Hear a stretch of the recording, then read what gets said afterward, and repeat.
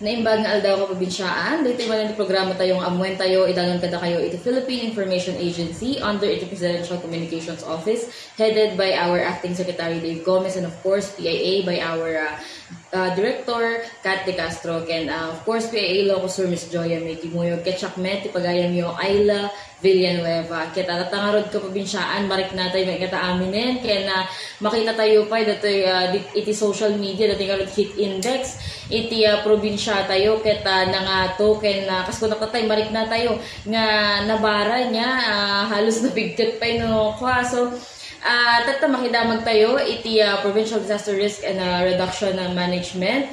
No, kumusta iti sitwasyon dito nga rod probinsya tayo. Kaya nadumawa tayo pa imetyan na po niya iti tips. So, makadwa tayo nga rod iti head ni Sir Ron Arquelada. So, sir, ibili tayo mong pwede iti probinsyaan tayo ang tingting niya, kaya naghuiguya kanya tayo. Nibag nga bigat mo, Ma'am Ayla, kaya amin nga kaprobinsyaan tayo nga agdidinyeg, kaya nagboy-boyat at tadete nga programa, amuin tayo, naibag nga aldaw tayo amin. When sir, kasko na nga rodon sir, nagbara niya, dato'y pudot na. So, kumusta tayo sir? Dito'y operations tayo, dito'y PDR? Yes, constantly nga 24/7 nga monitor tayo dito yung weather updates nga dito yung probinsya tayo ng Ilocos Sur. And as of the April 22, kaya nag-release ni DOST Pag-asa nga ada tayo ti El Nino alert. So El Nino alert kaya sa awan tayo pa diyan ti El Nino nga mismo, pero nasa or dandanin nasa 2 to 3 months lain yung possible dakil chance na nga mapantay yan ti El Nino. So kaya nasa detoy nga high chance El Nino by June, July, August, ket detoy to ti possible nga agkaroon ti El Nino.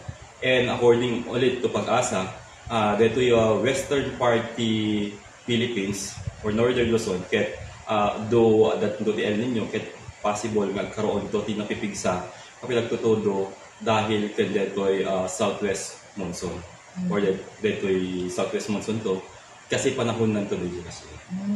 And syempre ma'am, for El Nino na tayo ket possible nga kapos ti dry condition, dry spell kada drought. Sir, ko nang nga El Nino alert pa lang niya base nga ron dito yan ti ko ti Pag-asa. Nung marik na tayo yun sir, uray alas 8 pala ang tibigat no magnakad to ruwar nabigatan ti kinabaranan, tapos no umaldawon ka nung ka nakatutok ta electric fan kinarigatan ti concert. So anya ba ti kuan na dati sir difference na no alert ko nang palang, tapos nung to adanton dato yun El Nino talaga. Well ma'am, yes, nakunam garod nga tatta pa lang, bigat pa lang kahit napudo kahit yes. Kasi tatta nga bulan dito yan ti Ilocos Sur. Kahit iso talaga ti dry season time at dito yan ti Ilocos Sur.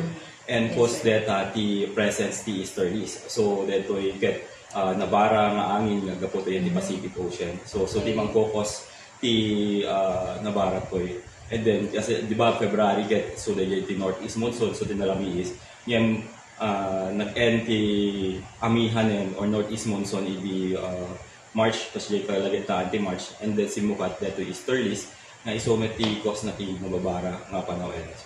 And so nakita tayo nga ti kos na dito gasto garod nga dry season ket dejay yung mga tumanen ti heat index tayo and so ti monitor tayo nasa quotient payment lang idi nasa average ti 34 to 39 heat index so that yung team monitor. So sir, i-explain tayo lang mo niya for clarification sir. So uray umabot yung 34-39 heat index tayo sir. Kathaan nga iso day ti mga kuano El Nino ti kwata yun sir this situation tayo. Yes ma'am, ti heat index kaya dahil lang monitor tayo monitoring no kasano tayo ma-feel dahil o kasano tayo marina dahil kinapulo ti panawin. Ti El Nino ma'am dadilig jay epekto na kasla dry condition, dry spell ken drought. So possible no dry condition na tayo na DJ rain or below rainfall for continuous 2 months. And then ti met dry spell DJ rainfall tayo dito yan ti Ilocos Sur kay continuously nga below for 2 months lang or way below 2 months. And then the 3 months gayam below 3 months. And then for the drought, way below na bababa pa iti rainfall na compared mo can the GNT dry spell now for within continuous 3 months. And according to Pag-asa, DOST Pag-asa na monitor da manipod pa lang in December ket nag-release da under drought tayo. Pero as of now ket continuous monitoring time at kinagitoy DRMOs tayo and dagitoy OPAG, Office of the Provincial Agriculture ket so far okay pa man dagiti farmers may reported nga affected nga farmers. So kasi sir maka-apekto of course kadagiti farmers talaga niya dito yung yes, atanto ti datingan mo tayo nga drought. So kas na ko lang sir okay pa lang as of the report manipod iti provincial agriculture tayo. Yes ma'am, awan pa man lang naman monitor tayo nga affected nga farmers or affected crops or damages nga crops awan pa man lang ti nai-sesad natin dito yan ti command center tayo. And so far ma'am talaga dahil mapantay pa lang yan ninyo, possible nga kumarkaro pa dito epekto natin kinapulo. Well, sir, inawlawag tayo lang din niya, sir, baka ma-confuse na giti tao, kasi kapudog nang yung haan tayo palang, awan tayo palang ti El Nino. So, pintas lang may clarify tayo niya kaprobinsyaan. So, DJ Garud, sir, kata 34 to 39, kasanong itong atati, sir, makikita tayo nga heat index nung to ang dati El Nino? When, kasi at tayo ma'am nasa June, July, August, ti possible nga agkaroon to ti El Nino kasi nasa 79% din according to Pag-asa ti chance na or probability na talaga agbali nga El Nino. Kasi dagito yung second probability. Yes. Yes ma'am. So, June, July, August and dagito nga panawin gawin ma'am ket isun to met ti isasangpet ti southwest monsoon or dito ay habagat na kunada. So, possible ito yan, ti western part na dito ay possible to met na dan to met pinagtutudo ti yan tayo. Luckily dito yan, according to Pag-asa, mas napigpig sa ti habagat to dulot na dito ay habagat kasi dito ay phenomenon tayo nga dati El Nino. Sir, ilalawag tayo lang permit niya. We're using the terms forecast, possibility, probability. Ilalawag tayo lang man, sir, kasano bang dati apayang when it comes to dati pa na ni share the status can updates iti weather kat forecast ko na tayo or dati nga 79% probability na manang tatay, sir. Yes, yes, we use the probability kasi isuti digya makikita tayo met nga kasla forecast nga possible nga mangyari. So dato to pa lang ti do pag-adyasan na dato ti basi nga difference na hamay nga iso Pero kas ko natin garot ket ada ditoy science technical agencies tayo, national agencies tayo like DOST, ket ada dagitoy monitoring dagi equipment data talaga makikita damit and dagi forecast. So i-wawar da dito tapno makapag ready tayo makapag-prepare tayo ti possible man nga epekto dito gasto nga scenarios. Sir, naku naman dagito yung road possible nga effects di ditoy i-forecast di pag-asa ng scenario niya. So, anya ti dapat nga ubraan sir dagiti ka probinsyaan tayo to prepare or tapno mapagsaganaan da dagito yung road nga scenario? Well, to prepare di ka probinsyaan tayo ket syempre kitaan tayo tagtuyot ni Kasjay. So let's nasimulan tayo met makikita met ado may makikita nga news from dagito yung ti munisipyo tayo ken dito yan ti probinsya tayo nga Ilocos Sur nga conservation ti energy. Mesa Lalo at the energy crisis. Yes, lalo dati pa yung ti energy crisis. So conservation of energy so dagiti priority.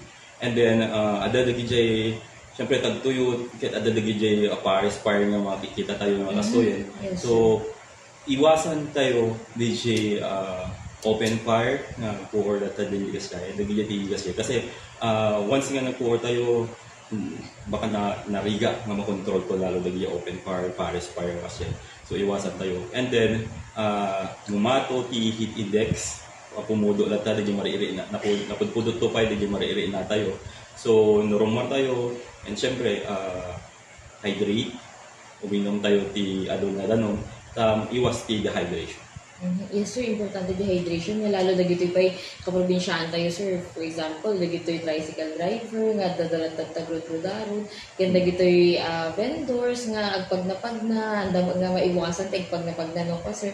Siguro anya lang nga tatim may kuha yon sir nga tips or reminders para kada dagitoy nga sector tayo at handa mo maiwasan no kung mainitan. Well ma'am, adomet dagiti sector kas kun amon dagiti drivers tayo nga syempre handa maiwasan yung mapanindigas dai.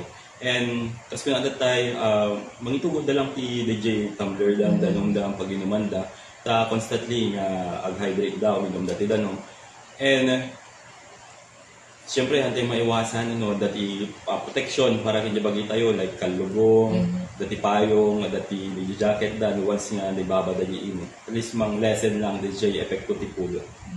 Sir, so far adabati na respondan tayo dito ya probinsya tayo of related to heat nga incident or like for example heat stroke sir also. As of tatang date ma'am ket awang by ti incident na reported or na monitor mi or na respondan dito. Okay, pero in case sir nga kita ready lang tamat nga respond iti PDR yes, kada hindi ka kasi nga situation. Yes, 24/7 ket ready ti PDR mo. And at the same time dagitoy city and municipal DR mo tayo. Ket 24/7 ba lang naka-ready na. Yung sapay ko nga sir niya ta surutan nung obraan dagiti ka probinsiyaan tayo datoy ag-hydrate latta ken agusar iti sun protection tapno saan ko man nga mapasamak dito incident nga kakasto niya sir. Yes ma'am, dakkel nga tulong lagi nga advice tayo para yes ayun so sir anya mati preparations wano initiatives sir iti PDRRM ken iti provincial government tayo when it comes to the tingarod El Nino nga anantabayanan sir. Yes, the provincial government of Ilocos Sur through the PDRM Ogarod ma'am. The preparedness measures tayo like the dito garod conservation energy tayo nga inobran. And at the same time ket TPDRM o ket constantly met nga imon monitor tayo dagitoy weather updates no dati changes na. And at the same time hala nga monitor i-disseminate mi pay ken dagitoy ang city and municipal governments tayo disseminate mi through dagitoy media tayo through text through dito yung social media, Facebook, diyan may yung aming update ket i-release mi diyan social media mi. Tap na ma-update mi dito ka probinsya.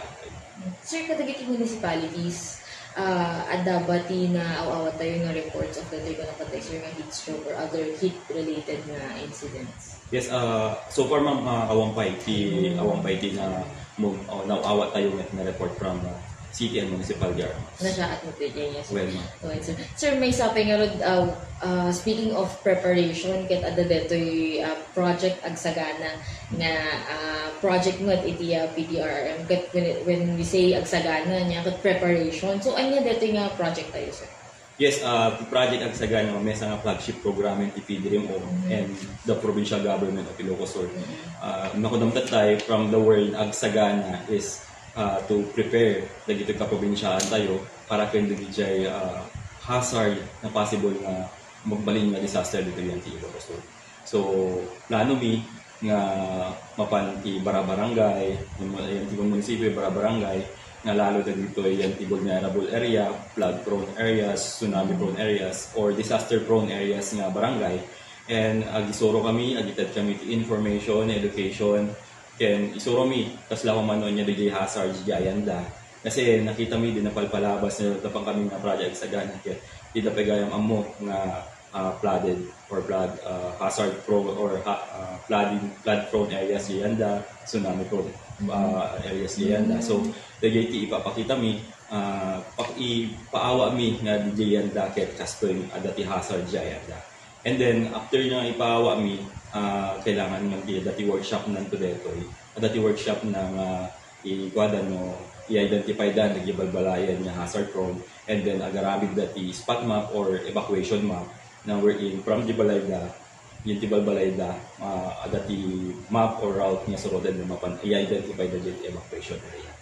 So, dahil tinulong da nga community, igas jay, and nagarabig da pa iti protocol wherein in case lang dati dito yung didigra, kahit sino dagiyam mo ang mga tawagan dan or coordination dan. Or coordination dan before, during, and after the didigra. And at the same time, ma'am, DJ evacuation da, kahit naka-intaken in line with ni LGU or ni munisipyo. Sir, dagiti nga activities tayo. First, dagito yung kaprobinsyaan tayo in the barangay level, dagiti communities tayo. Hanmet nga amin, kasi kung sir, kat aware nga rod niya. So, kasanuti pa ng receive the sir, dagito yung information, dagito yung awareness campaign nga aron dito tayo. Yes, syempre, hindi damo da makita da gigi hazard da kasi masasyak data kasi kasya may gaya da kasi lalo dagi dagdo magamin ket ito may sa tibag bagada ket babaki kami kasi yung pengen na umaras pero syempre climate change dami da gigi manen map hazard map nga intended at the national agencies tayo like MGB science-based map lang, and siyempre nakita tayo na siyempre change lang tama ito hazard areas tayo. So, ijay, so ipapakabes. And at the same time, ma'am, aside from indigenous knowledge nga ito ni, adamit dito part may lang tipali sa gana nga emergency go bag na iwarwaras. So, ito emergency go bag, ma'am, kaya dati first aid kit na kaya survival kit nga iyawat ni kinada. And halos nga amin kaya nagyan na kit i-dead me. So, in-explain mi nga kailangan na kargaan ko ti makan, kailangan kargaan dati dito'y baduda nga good for 3 days nga usaran da na in case lang nga preemptive evacuate or idaki didigira ket DJT laen da nga mang save kinyada for 3 days. Basta di go bag nga iwarwaras tayo sir kat at dati first aid kit and survival kit necessary. Okay. Ayun. So, sir, anya nga tating makikita tayo sir nga long-term na goal tayo wano long-term na impact na effect na dito ubraan tayo tata nga project Agsagana kadagiti nga towns tayo. Yes, short-term and long-term ang kuha tayo kay resilient dagitoy communities tayo. So maiwasan tayo dagiti epekto na kasi syempre yung mga taga-road pa yan once nga nag-declare dahil kung matidigran, digijay kung possible nga dati bagyo na and nag-release kami ti information or nag-release kami ti memo nga kailangan ti preemptive evacuation ket with DJ nga knowledge ket maamuan nga hazard nga rasto yung flooding area yung ag-evacuate da. So DJ maiwasan tayo i-DJ epekto dagito nga didigira tayo. And at the same time nagkaroon dati knowledge about the disaster. Kumbaga sir, maiwasan ng DJ masapal tayo pa nga pilitan, dagito yung kaprobinsyaan tayo tatlo. to keep them safe niya lalo no at ti didikira kasi they have the understanding and no kasano kakaroti effect na dagitoy didikira nga ron if ever. Yes, ma'am. Nangato gamin ti disaster or risk dito yung sa nga community dahil DJ lower ti capacity da dito yung community. So, ang purpose na sagana is to increase the capacity dito yung sa nga community. Tapno mabawasan DJ disaster risk. Sir, nakunong tatay nga mapapang kayo kadagiti nga road barangays, communities tayo. Manong nga taon sin sir ti nadanon ti opisina tayo? Dito yung project sa Ghana, in-start tayo di last year. Nag-start tayo di 18 municipalities. And then, for that nga taon, kahit naka-second, 2 quarters time at 10, so dati 4 nga municipalities and consists of alos minimum of 8 na barangays and and continuously nga mapapakami na. Basta ti goal tayo tata sir, kumbaga ti priority tayo kat nagiging vulnerable communities. Yes, vulnerable communities and hazard prone. Hazard prone. Well, sir. Sir, malaksid ka dagitoy, how else can we prepare nga kadagiti ka probinsyaan tayo anya nga tati mabalinmat nga obraon da on their own kadagiti families da kadagiti balbalay da tapno met ma-ensure the safety da during dagiti nga didigram ko na tayo. Yes, nagiginap na pa namin nga barangayan ket ti magbagami ket i-share da the knowledge nga ni Soromi no kung namin garot niya no dadagiti marites dati dagiti information or dagiti marites da mga i-chismis damit the knowledge nga environment tapno syempre lalo limited lang nasa 100 lang per session gabi kasi din kami nga makapay so in kami nga tulungan da so simple lang may bagada DJ hazard dianda kay nagigi pag evacuation nanda and route pag evacuation nanda kay kasano ti obra da before during and after the didigra kay nga katulungan ni dayan tapno ma-ensure tayo din yung safety dito yung families tayo nito yung Ilocos. Sir, nakunong nga 100 lang for every activity nga adati ko. So siguro mayat pa yun dati nga programa tayo sir ka no ano dagiti buya ket isuda pa yan ti agbalimnet nga katulungan tayo nga mangimarites dagiti nga information. So ang mabalin sir nga mangi-share tayo met ti dagiti na na tayo nga dapat nga obraon before, during and after. Yes, before pa kasi adagado ti hazard tayo din Ilocos so din coastal municipalities or hindi nababang lugar ket flooding tayo net ti hazard tayo. So before pa ti coastal flooding ket dito possible nga dito bagyo ket dito southwest monsoon tayo nga natipigsa. So before dito yung babagyo pa yung southwest monsoon ket dapat ket monitor tayo dito weather updates. Nag-importante nga monitor tayo tapno stay updated tayo lahat dagi mapapasama tiyan tayo. And for the flooding ket may isang kikitaan mi ket DJ mesa DJ clog mga kanal. So no dati kanal diya ayan nyo ket tatahang pa nga pinagbabagyo or before pa nga pinagbabagyo pinagtutudo ket dapat lilinisin tayo dito yan. Kasi kikitan tayo possible nga or dagito talaga ti makikita mi nga costly flooding lalo clog ton ket isunto may pinaglawis ti gas. And then during the flooding ket may nga obraan tayo during flooding ket again monitor at dagi update that advice dagito city and municipal DRMOs tayo or mga DRMOs personnel tayo nga preemptive evacuation ket preemptive evacuation. And no ibagada nga rumaren kasi previous nga cases tayo ti or casualty tayo ti bagyo ket DJ garod adala garod ti orderen nga rumaren during mo dalata napadalata ay salsalahan DJ Ding Wenda ay napanakita ni Ding Wenda so may tinang cost ti lives ti DJ napanakita so possible nga before pa ila kumamit nga bagyo ket DJ Ding Wenda ket dapat ket na ipanda niya ti place nga haan nga DJ during ti flooding during ti typhoon or during ti bagyo. And then after possible met ti after nga obrayan syempre again monitor ken orayan di advice ti ditoy authority no kailangan nga agsobligin ti balay na kailangan nga rumaren nga kalos. So iuray tayo nang runa launay ditoy ibaga notice kada announcement dagiti authorities nga Yes, sir, the authorities la mismo unay ken siguro sir to add ket haan tayo nga dingdinggon wano i-patronize dagiti fake news kano panawon ti ligra na daduma sir ket ado kay mati agpo-post ti fear-mongering mangbubuting kadagiti kaprobensyaan tayo instead nga makapag-prepare da ket mun una datoy buteng ngero dagiti Well, kaprobensyaan. ado dagi fake news. Fake news kas ka sa wen ket mesa nga na-monitor tayo ket dagi videos nga di normal palabas nga tao and ket in recycle da in post da. So nag-cosmetic panik ti DJ siya. So Yes, sir. ado dagi kas jay nga inform or digi nga videos nga i-share da din lalo tayo sa social media tayo ti Facebook. At the same time at damit DJ kasla tapno ang hakop lang ti digi kasla viewers kumakit at da DJ i-post dan palalain da digi sitwasyon tapno makaalala lang ti viewers na kasjay. So digi ti fake news. So tapno maiwasan tayo met digi kasjay nga fake news.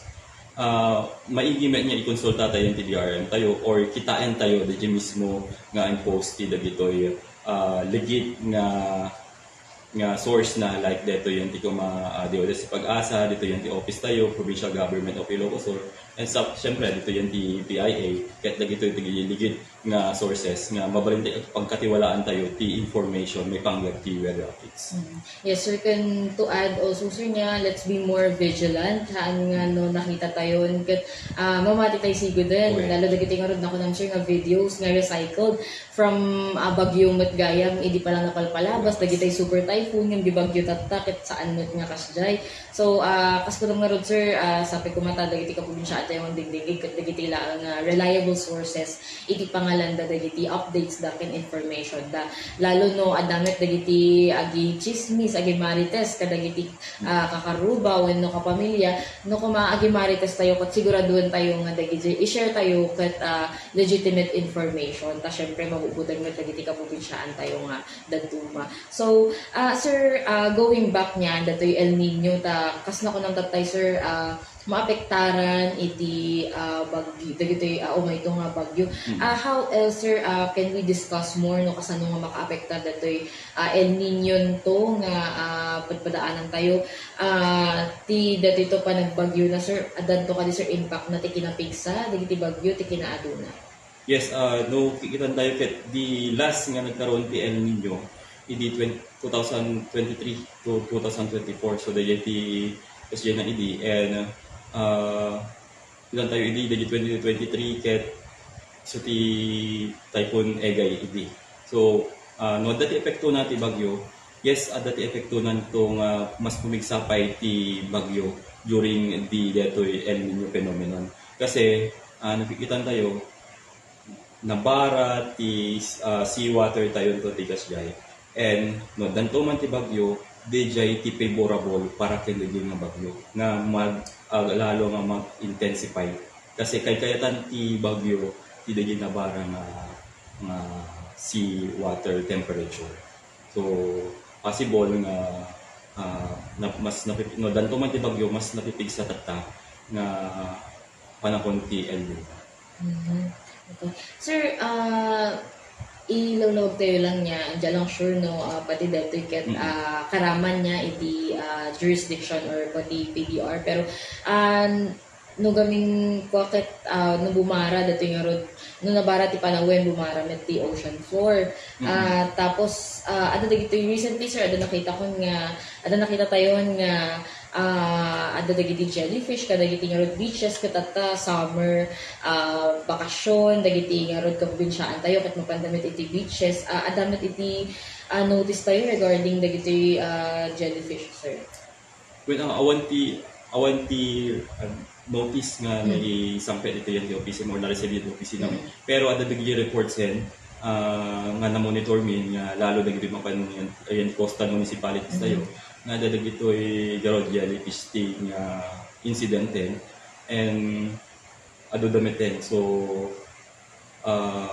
dadto makita tayo no kasi nga na mapantayan ti Bigos ket yung certified yan ti bye-bye siguro no dagito jellyfish and may submit nga dito'y medical nga no kasano ti pinang first aid met kaya DJ asuka may isdog kabila so DJ met consider met nga DJ first aid. So sir. Sir, to clarify lang kasi dati mga tayo nakuha nga apang first aid ti urine. Anya mako na tayo ti DJ sir. Urine pang first aid so from the first aid ni urine ma'am siguro iwasan tayo ka lang DJ urine and DJ garod suka or vinegar ti Suka possible talaga. na. Or Yes, no sir. maditi DJ vinegar ma'am mabalintay met plata nga i-consult so ipaki-check yan ti doktor kasi or Ako yung sa hospital. aton launa yan sir mapaniti hospital niya nung unsure tayo nung hantay sigurado. Yes, no antay tayo. siguro. Pero for DJ urine na siya ma'am iwasan tayo pa lang DJ urine.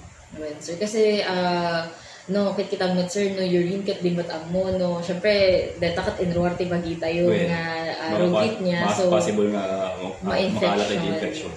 Ayun so kaprobinsyaan niya well ado dagiti pamati tayo or ado dagiti nakasanayan met niya pero tatang ada nga rugti ko ti technology and adamit iti science and nga pagibasean tayo dagiti mas makatulong kanya tayo ket kitaan tayo kung madigito'y decisions tayo, lalo na when it comes to our health niya and safety. So, kas ko na ni Sir, sakbay nga ag-dive in, jay bye-bye siguro na excited tayo nga lumanguyan, kitaan tayo muna, i-observe tayo muna for our safety mat lang. So, Sir, ada pa'y kaditiya sa bali nga activities, upcoming activities, or ada kadipay reminders tayo, announcements, kadagili ka muna siya. Yes, for the upcoming activities may tipidrin mo ado, syempre ado. And deto'y mapan ti bulan ti June ket adado ti WASAR training or water search and rescue training. And at the same time adapay dagitoy suntuman ti DJ third quarter or second quarter nga nationwide simultaneous earthquake drill. And at the same time dapat di may nga project mi man and deto'y hard hat project wherein gitad kami ti hard hat ken nagitoy estudyante yan ti eskwela. And by July, so may Resilience Month to man and Disaster Resilience Month. And anong tumanan nga activities.